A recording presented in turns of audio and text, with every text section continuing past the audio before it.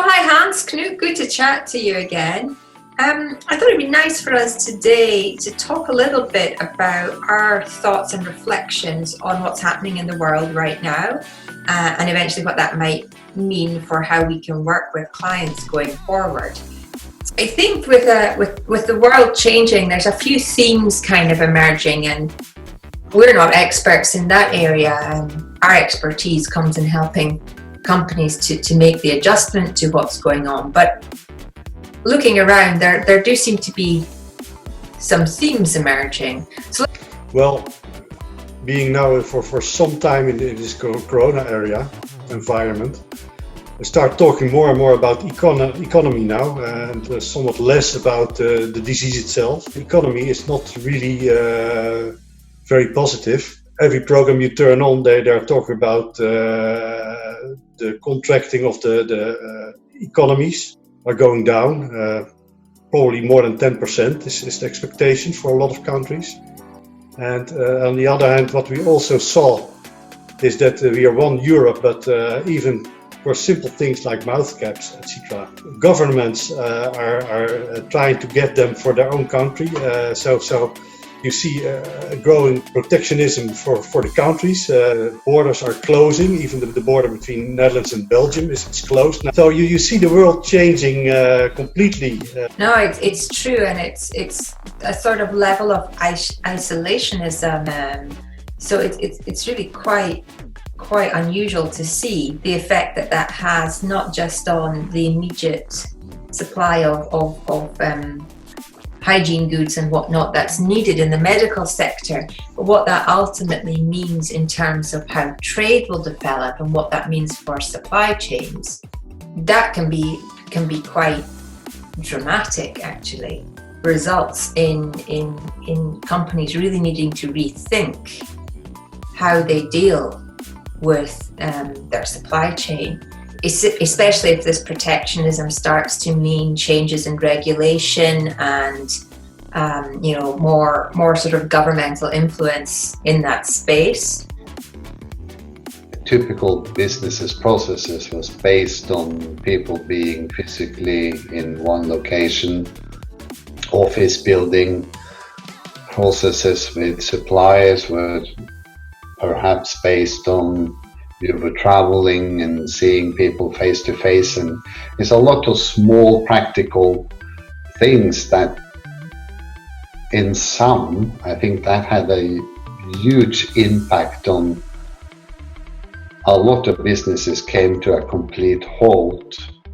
From a practical point of view, what businesses could or should start to think about: how can I run my business equally efficient, but without being constrained to all the things that hindered me in actually doing this? Yeah, I think you're right, Knut. I think people are beginning to have a taste of some of the positives, and I'm not going to say everything about working from home all the time is positive necessarily, but having the option to do that at least part of the week, I think people are beginning to see the benefits. They don't have to commute and spend time on that like they have. So I think commuting people that will take a long time, I think, before it really reaches the level, if it ever does, that it had been previously.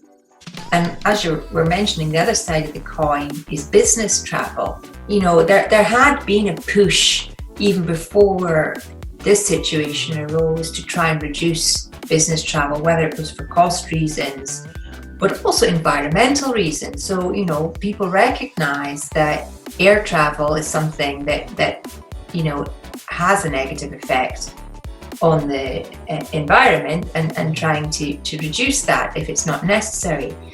But I think people perhaps previously struggled with the mindset that some things just they thought had to be done face to face. It wasn't possible to do it any other way. Now, the experience of the last few weeks, people haven't had that choice. They've had to do whatever they were trying to do in an online way.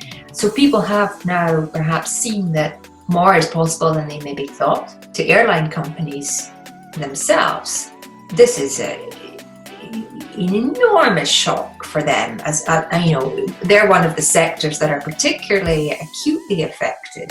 I was listening to a radio program the other day where I learned that normally there would be 1 million people in the air at any one time.